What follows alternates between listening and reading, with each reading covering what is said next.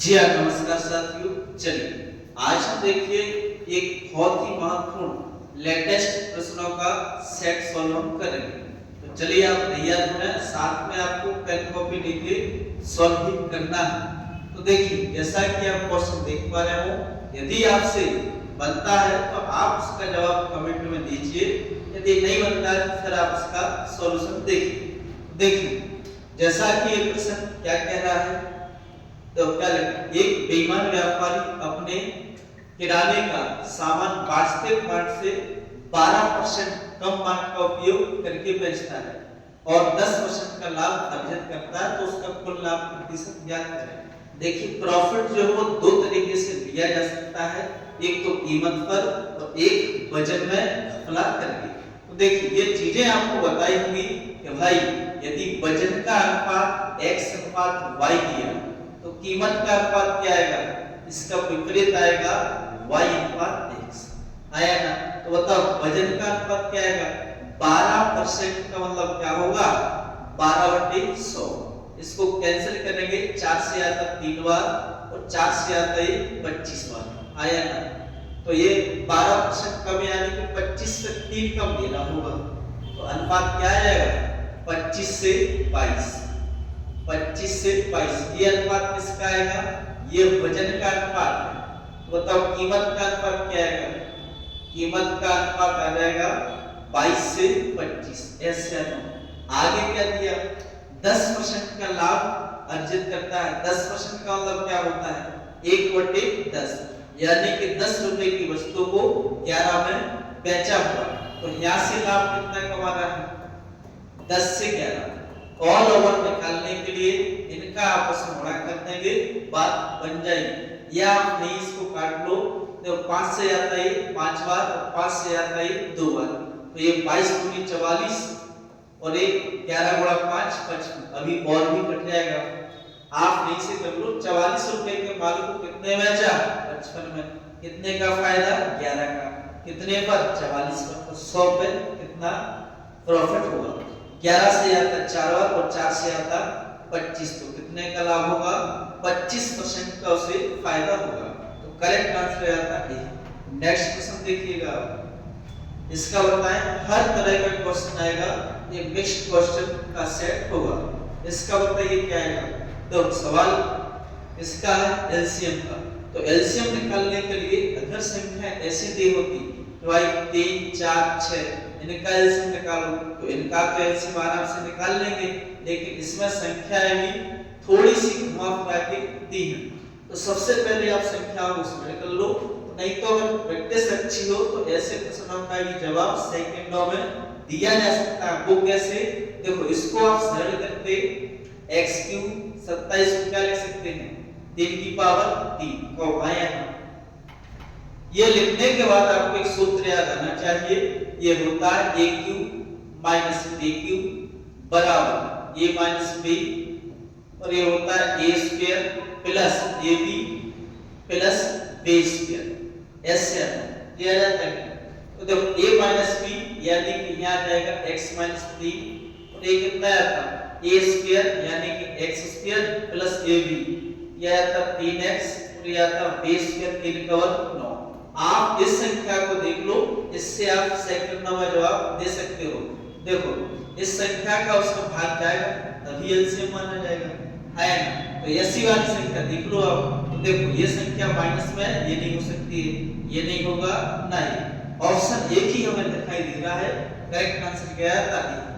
आप कहोगे इसको आप पूरा सॉल्व करके बताओ, देखो इस संख्या को सरल किए तो मैं ये मिली, ऐसे आप इस संख्या को सरल करेंगे, इसके फैक्टर आपको अच्छे से आने चाहिए।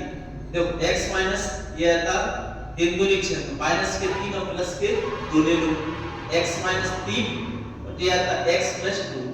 आप इस संख्या को चेक कर लो, बिल्कुल इसमें है ऐसे x प्लस 2, तो पहले से स्पष्ट साफ शब्दों में दिख ही रहा है। इस तरीके से आप इसको सॉल्व कर लेते हैं। नेक्स्ट क्वेश्चन देखिएगा, इसका तो क्या है, ये बहुत अच्छा प्रश्न है, आपको खुद से ट्राई करके अवश्य देखना है। यदि आपसे सॉल्व ना हो तो फिर आप इसका सॉल्यूशन देखिए। देखो क्या कह रहा है, 4 अंकों की बड़ी से बड़ी संख्या, तो 4 अंकों की बड़ी से बड़ी संख्या क्या होगी, ये 9999 999 का आया ना। अब इसका भाग देख के देख लो कहां समस्या आ गई। तो किससे कटने चाहिए? ये क्या कौन सी संख्या छोटी से छोटी धनात्मक संख्या जोड़ी जाए जिससे कि उनका एक फल जो है 360 से विभाजित हो जाए। तो 360 से भाग देने पर देख लो शेषफल क्या बच रहा है, ये देखो। तो 360 से हमने भाग दिया, 360 से कितनी बार जाता है? ये आता है 3 बार। ये आता है यहाँ पर 921, ये आता है यहाँ पर 8 7, ये आता है 9। अब कितनी बार जाएगा? भाग जाएगा 2 बार। 2 बार भाग देंगे तो ये आता है 614। ऐसे आता है ये बच जाता है 5, ये आता है यहाँ पे 7 और ये आता है 175। अगर ये शेषफल नहीं बचता 175 तो करेक्ट आंसर यही संख्या बन जाती। तो घटाने के लिए कहता तो शेषफल घटा देते। ये चीजें आपको एलसीएम एचसीएफ में पढ़ाई हैं। घटाने के लिए शेषफल घटाना होगा। जोड़ने के लिए क्या करते हैं? जोड़ने के लिए भाजक और शेषफल का अंतर। तो बताइए इन दोनों में कितने का अंतर है? 7 में से 5 घटाएंगे 2 और ये आता 7, 3 बच जाता और 2 यानी कि 132। तो करेक्ट आंसर क्या आता? बी बॉम्बे। ऐसे प्रश्नों को सॉल्व करने के लिए आपको चैप्टर विधिवत तरीके से यदि आपने अच्छे से पढ़ा है तो हल करने में कहीं कोई समस्या नहीं आएगी। नेक्स्ट प्रश्न देखो आप, इसका बताइए क्या आंसर आएगा। बहुत अच्छा प्रश्न है, इसको भी आप सॉल्व करके देखो क्या इसका आंसर आता है। देखो सवाल क्या कह रहा है, ए और बी के मासिक वेतन का योग कितना दिया है? 45,000। एक अपने वेतन का 75% और बी अपने वेतन का 80% भाग खर्च करता है यदि अब उनकी बचत कैसी है? समान है। तो देखिए एक की जो भी वेतन है, मान लो एक का कितना खर्च कर दिया इसने? 75% इसने अगर खर्च किया है तो भाई बचत कितनी की होगी? 25%। तो ए का 25% ये इसकी बचत आ गई। बी ने क्या किया? बी अपने वेतन का 80% भाग खर्च करता है तो बचाता कितना होगा? ये बी का 80% खर्च कर दिया तो 20% इसने बचाया होगा। तो ये दोनों की बचत कैसी है? बराबर आया। तो यहाँ से अनुपात आ जाता, परसेंट से परसेंट जाता, ये 5 से आता 4 बार, 5 से आता 5 बार।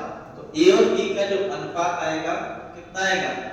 4/5। ऐसे ये और बी किसको बता रहा है? उनकी इनकम आय को।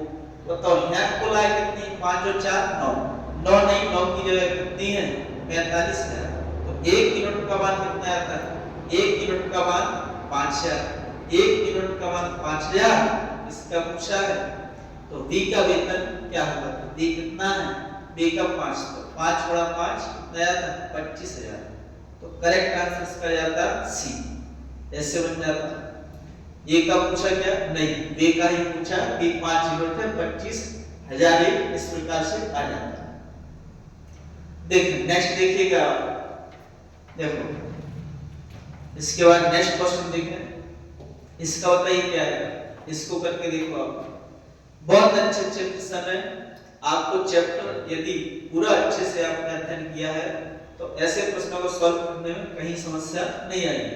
देखो अनिल ने एक वस्तु को 15% हानि पर बेचा। यदि उसने 84 रुपए अधिक में बेचा होता तो उसे 13% का लाभ हुआ होता। उसे 20% का लाभ प्राप्त करने के लिए इसे किस कीमत पर बेचना चाहिए? देखिए इसको अगर आप बेसिक तरीका से करना चाहो तो वो क्या कहता है? तो 15% पे हानि हुई तो 100 रुपए की वस्तु कितने बेचा होगा? 100 रुपए की वस्तु को 85 रुपए में कमाया। अब यदि इसको कुछ रुपए ज्यादा बेचता तो कितने का लाभ चाहिए? 13% का लाभ उसको होता। 13% का लाभ कब होता? 100 रुपए की वस्तु को 113 बेचता। बताओ यहाँ कितने ज्यादा बेचा? कितने ज्यादा में? 15 13 28। 28 नहीं, 28 की जगह कितने अधिक में बेचा है? 84 रुपए अधिक में। तो 28 यूनिट का मान जो दिया तो 84 दिया है। तो बताओ 1 यूनिट का मान क्या आता है? 1 यूनिट का मान 3। बताओ 100 यूनिट का लेवल कितना आता है? 300 रुपए आया। अब क्या चाहिए? 20% का लाभ चाहिए तो 300 का 120% निकाल देंगे तो इसका एसपी आता है कि इतने रुपए में बेचना होगा, ये इससे कट जाता 360। करेक्ट आंसर इसका आया था 360। जब क्या कॉन्सेप्ट बहुत अच्छे से रखे हो तो ऐसे प्रश्नों का जवाब और सुपर फास्ट भी दिया जा सकता है। एक और इसका सॉल्यूशन देखिए, बड़ा जबरदस्त होगा। देखो 15% हानि है और 13% लाभ, इन दोनों में अंतर कितने का होगा? 15-13 में अंतर होगा 28 का। आया 28 यूनिट अंतर है, जबकि जो अधिक संख्या है वो कितनी है? 84 रुपये अधिक है, ये उसका अंतर ही तो बताएगा। तो 28 यूनिट का मान दिया है 84, 1 यूनिट का मान यहाँ से आ जाएगा कि रेबुल पूछेगा तो 100 से गुणा कर देंगे, 28 से आता 3 का गुणा 100 में कर देंगे तो किरेबुल आ जाता वही 300 रुपया।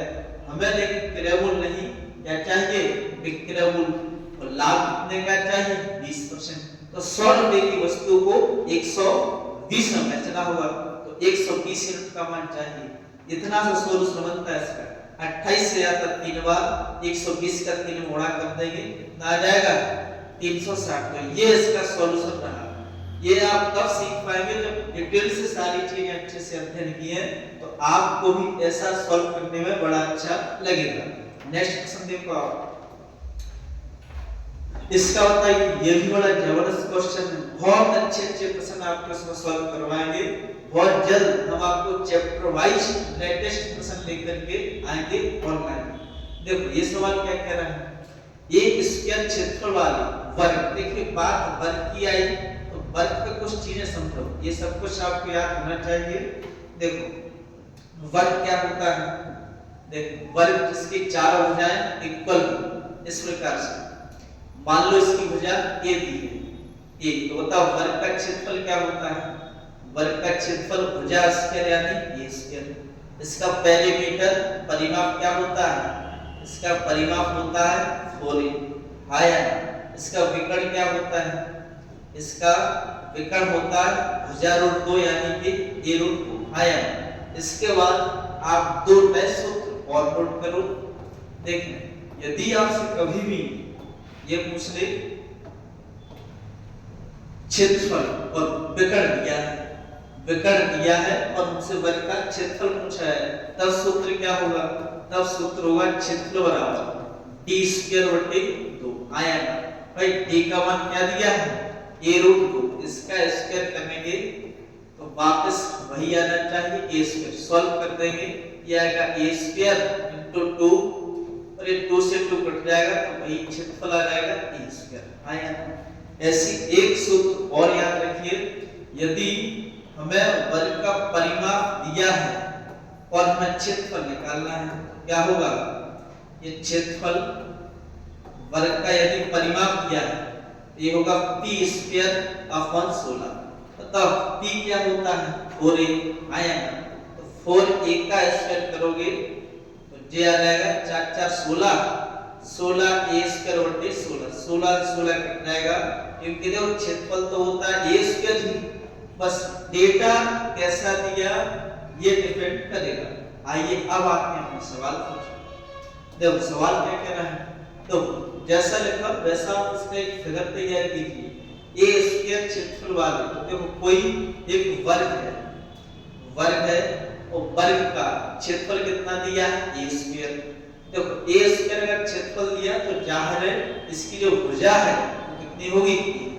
इसकी भुजा है वो कितनी होगी? अब क्या कहा इसमें, तो देखो उस वर्ग की भुजाओं के मध्य बिंदुओं पर बने एक अन्य वर्ग को निकालकर हटा दिया जाता है तो वर्ग में शेष बचा क्षेत्रफल क्या होगा? देखिए वर्ग के मध्य बिंदु ये होंगे, इनको आप मिला के एक वर्ग बनाइए, इसको हटाना है तो जो शेष बचेगा शेष भाग का बताना है। ऐसे तो बताइए ये अंदर जो वर्ग बना है ये इसका तो ये विकर्ण होगा और बड़े वाले वर्ग की भुजा होगी। तो ये क्या दिया है? देखो जब d का मान ये दिया है विकर्ण कितना दिया है, तो इसका क्षेत्रफल क्या आ जाएगा, देखो इसका क्षेत्रफल कैसे निकालेंगे, अंदर वाले का दिया जाएगा d स्क्वायर बटे 2 यानी कि a स्क्वायर बटे 2। इसका क्षेत्रफल आ जाता है कि भाई अंदर में जो वर्ग बना उसका क्षेत्रफल आता है a स्क्वायर बटे 2। बाहर जो वर्ग है उसका क्षेत्रफल क्या है, उसका क्षेत्रफल है a स्क्वायर। तो बड़े में से छोटे का इसका घटा देंगे तो शेष भाग का क्षेत्रफल बचेगा कि नहीं, इसको आप हटा दीजिए पूरा। तो देखो बड़े का क्या है क्षेत्रफल a स्क्वायर, इसमें से माइनस कर दो a स्क्वायर बटे 2। तो इसको सॉल्व करेंगे तो कितना आ जाता भाई 1 बटे 2 स्क्वायर आ जाएगा, यानी कि a स्क्वायर बटे 2 आधा बचेगा। तो कौन सा ऑप्शन आ जाएगा, तो करेक्ट आंसर आ जाता बी होगा। इस तरह से बन जाएगा। एक बार फिर से ध्यान दीजिएगा, देखो वर्ग की भुजा AB जब तभी जाके क्षेत्रफल इसका a स्क्वायर आएगा। इसके मध्य बिंदु इस प्रकार से मिला के एक वर्ग बनाया, तो जो बड़े वाले वर्ग की भुजा a है अंदर भी a या जबकि छोटे वाले का ये क्या होगा, विकर्ण आया। ये अगर इसका विकर्ण दिया है और विकर्ण दिया हो तो क्षेत्रफल क्या होगा d स्क्वायर बटे 2। तो d का मान a रखेंगे तो a स्क्वायर बटे 2 आ जाएगा कि नहीं, तो ये इसका क्षेत्रफल आया। अब पूरे का जो क्षेत्रफल दिया वो दिया a स्क्वायर, इसमें से घटा देंगे तो वही आ जाएगा 1 बटे 2 स्क्वायर। तो करेक्ट आंसर यही बनता। नेक्स्ट क्वेश्चन देखो आप, इसका बताइए क्या है, यही बहुत अच्छा सवाल है, आप ट्राई करके देखो। तो क्या करें, a, b और c ने एक व्यवसाय में धनराशि का निवेश इस प्रकार किया कि a के हिस्से का 2 गुना, b के हिस्से का 4 गुना और c के हिस्से का 6 गुना सही बराबर है। तो देखो a का कितना 2 गुना, तो ये आता है 2a, b का कितना गुना है 4 गुना, तो ये आता है 4। ये सब के सब कैसे बराबर है। ये कितना आता है c का 6c।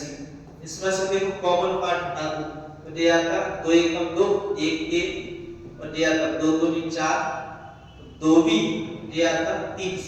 मतलब तीनों का अनुपात नहीं निकाल पाते, ऐसे आ जाएगा। तो देखो इसको छिपा के निकाल लो, 3 दूनी 6 1 का मान 6, इसको छिपाएंगे तो ये आता 3, इसी c को छिपाएंगे ये आ जाएगा 2, 6 3 2। इनका क्या दिया, एक फल दिया है क्या, देखो यदि उन्होंने 44,000 रुपए अर्जित किए लाभ के रूप में तो इसी राशि में डिवाइड होंगे। तो यहाँ कितना हो रहा है 6 3 9 2 11 यूनिट का मान दिया है 44,000। तो 1 यूनिट का मान क्या है 4,000। 1 यूनिट का मान 4,000, इसका चाहिए a का हिस्सा, तो a कितने 6 यूनिट, 6 गुणा 4 तो ये आता है 24,000। a का हिस्सा कितना आता है 24,000। ऐसे क्वेश्चन भी आपको सुपर फास्ट सॉल्व करना आना चाहिए। Option number c. Next question देखो आप, इसका बताइए क्या आंसर आएगा, ट्राई करके आप देखो फास्ट। देखो क्या कह रहा है, ए और बी एक पैसा शुरू करते हैं, एक कुल पूंजी का 33.1/3% निवेश करता है। अब कुल पूंजी इसका मतलब क्या होता है 1/3, कुल पूंजी मान लो 3 रुपए, टोटल इसकी पूंजी है 3। तो 3 का 1/3 लगाया बी ने, ए ने 3 का 1/3 कितना आएगा 1 रुपया, 1 इसने लगाया तो बी कितने लगाएगा 2 रुपए। अब इसी राशि में प्रॉफिट को लेंगे तो बी शेष पूंजी निवेश करता है यदि वर्ष के अंत में कुल लाभ कितना है 1,62,000 का, तो बी का हिस्सा क्या होगा। तो देखो यहाँ कितना है टोटल 2 और 3, 3 नहीं 3 की जगह ये दिया 1,62,000, तो कितनी यूनिट का मान चाहिए, तो बी का हिस्सा बी यानी कि 2 यूनिट का मान, तो ये आता ये 3 5 15 54,000 का 54,000 का 2 में गुणा कर देंगे 108 जे आता ऐसे 1,08,000। Option number A correct answer दिया है। नेक्स्ट क्वेश्चन देखो आप, इसका बताइए क्या है, बहुत अच्छे प्रश्न है, आप इसको ट्राई करके देखो, नहीं बने फिर हम आपको बताते हैं।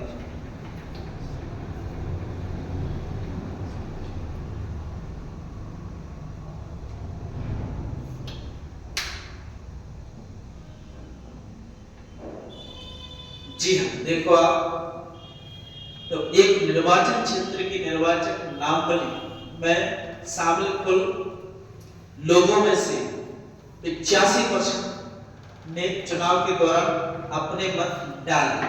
मान लो टोटल वोट अगर 100 है, टोटल वोट अगर 100 है, एक में टोटल तो उसमें दिए डाले गए मतों में से 10% अवैध घोषित कर दिए गए।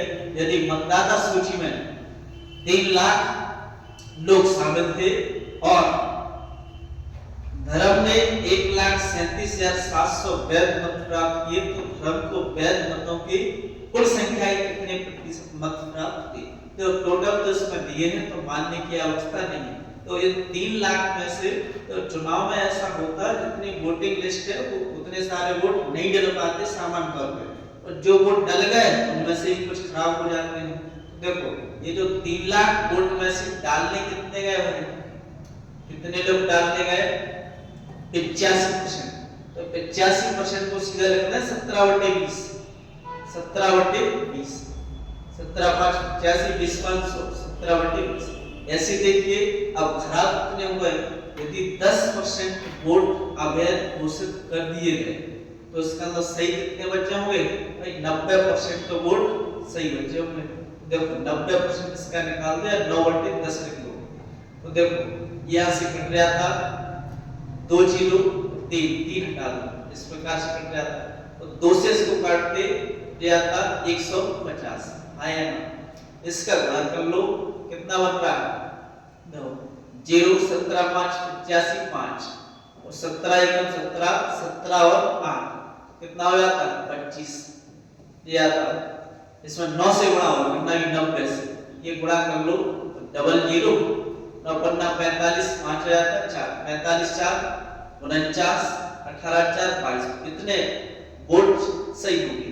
तो ये कैसे होगी? वैध मत। अब इन वोटों में से धर्म ने कितने प्राप्त किए? 1,37,700, तो इसका परसेंट निकाल दो। देखो ये 1,37,700 ये कितना परसेंट है ये हमें बताना है। कितने का? 2,29,500 का। परसेंट लगाने के लिए 100 से गुणा कर देंगे तो ये आ जाएगा कितने परसेंटेज उसने वोट प्राप्त किए। तो 2 0 ये कैंसिल हो जाते हैं और एक कटेगा, तो देखो फ्रंट में आएगा क्या?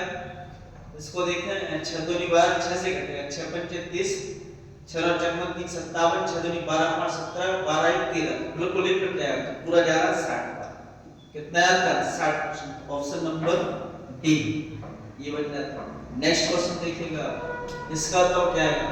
ये भी बड़ा अच्छा सवाल है। तो क्या कह रहा है? चावल की कीमत में 20% की कमी से एक व्यक्ति 450 रुपये 50 किलोग्राम चावल अधिक प्राप्त करता है, तो प्रति किलोग्राम चावल का वास्तविक मूल्य ज्ञात कीजिए।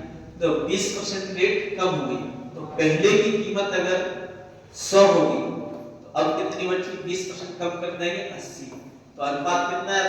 5 से 4। ये कीमत का अनुपात है, नहीं वजन का। कीमत है, यस कीमत का अनुपात है 5 से 4। बताइए मात्रा वजन का अनुपात क्या है?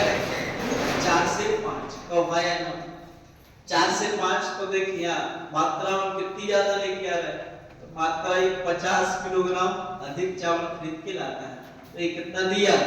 इसका 1 यूनिट दिया, 1 यूनिट अधिक है, और 1 यूनिट की जगह कितना दिया है? ये 50 किलोग्राम चावल ज्यादा खरीद के लाते हैं। बताओ 4 यूनिट यानी कि ये आ जाएगा 200 है ना।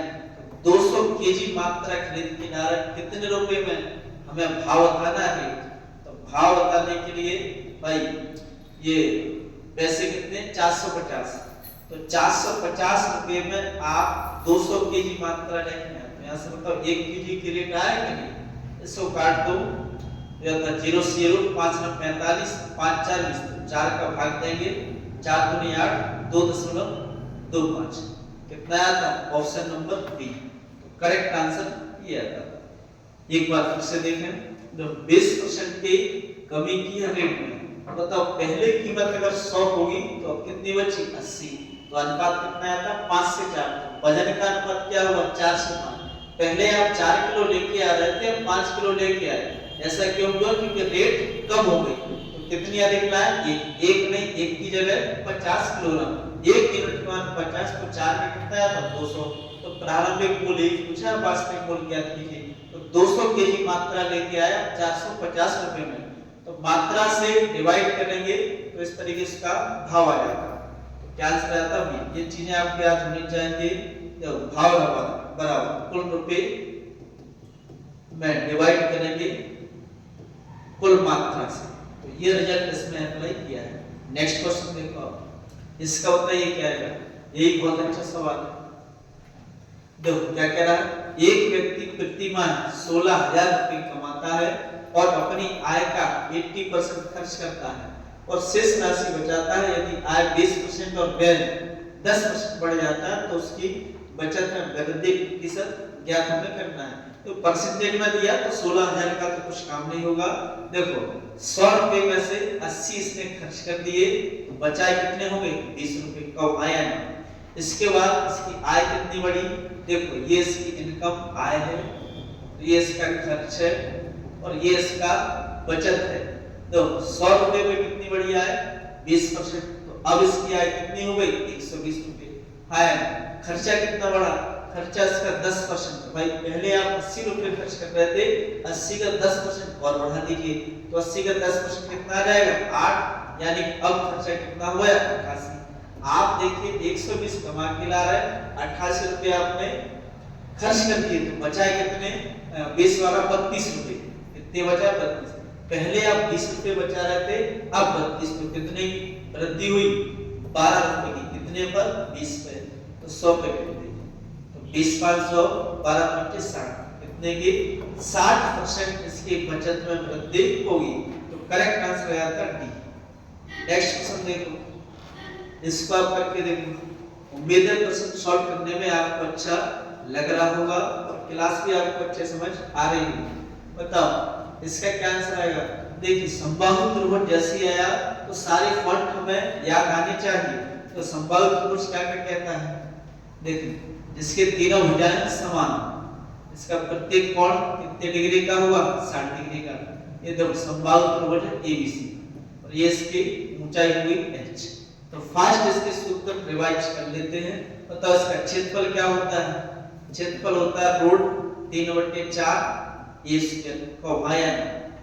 इसका अगर परिमाप पूछता तो परिमाप क्या होता है?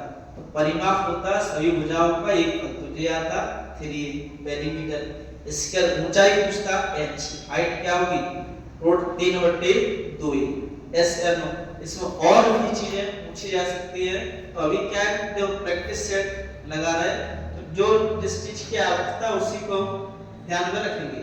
बाकी क्या है, जब डिटेल से चैप्टर को पढ़ेंगे तो वहां सारी चीजें आपको अच्छे से बताएंगे। तो देखो फास्ट देखिए, अब इसके क्या आंसर आए? एक समबाहु त्रिभुज का शीर्ष लंब इसका दिया, यानी कि ऊंचाई दी है, h का मान दिया इसमें 3/3, जबकि वास्तव में समबाहु त्रिभुज की ऊंचाई होती कितनी है? रूट 3/2 आया ना। ये दिया इसका 3/3, तो इससे कट गया था। ये का मान क्या था? 3 2 6। ऊंचा क्या है? ये उसकी भुजा आ चुकी। तो क्षेत्रफल पूछा, तो समबाहु त्रिभुज का क्षेत्रफल क्या होता है? Root 3/4 a square. बताओ 6 का वर्ग करना सीधा 36 और 4 से आता 9 कितना आता? 9√3। देख लो ऑप्शन में दिया ऑप्शन नंबर ए। तो करेक्ट आंसर आता है। नेक्स्ट क्वेश्चन देखिएगा, इसका तो क्या आएगा?